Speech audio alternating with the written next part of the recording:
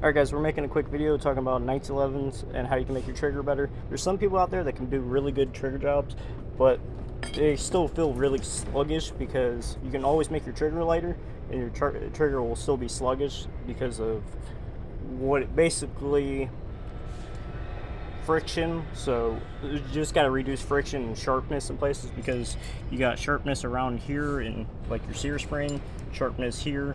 These are the two worst places you don't want to have your trigger to be sharp, because or your sear to be sharp or your disconnect to be sharp, because if it's sharp it will drag and then it causes friction, all kinds of other things that you don't want. You don't want to cause friction between your hammer when inside your frame or inside your frame rails when your hammer or your trigger inside the rails, because they both can cause friction to happen.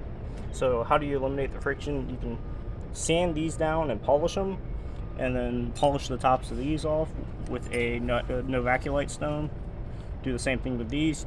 These you got to be really careful with because you don't want to go too far or you can ruin the parts. So if you're not confident in doing it, have a gunsmith do it.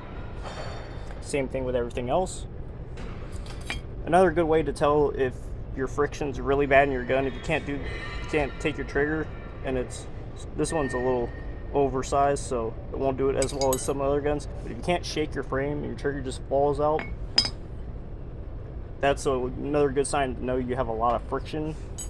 So you can still have a good fitting trigger and it still have too much friction.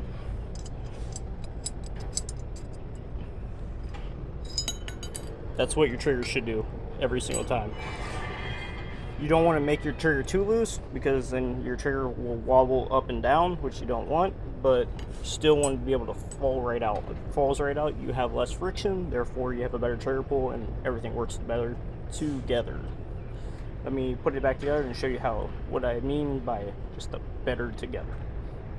Alright, so we got the gun back together. Did that in 3 minutes, record time.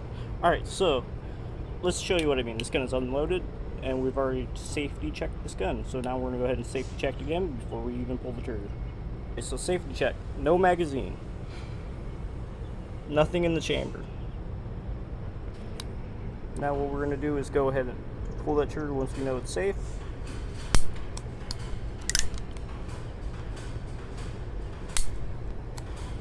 Perfect trigger pull every single time because there is no friction in this trigger.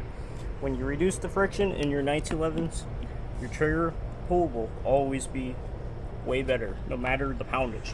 No matter if it's a 4 pound, 3 pound, 6 pound trigger.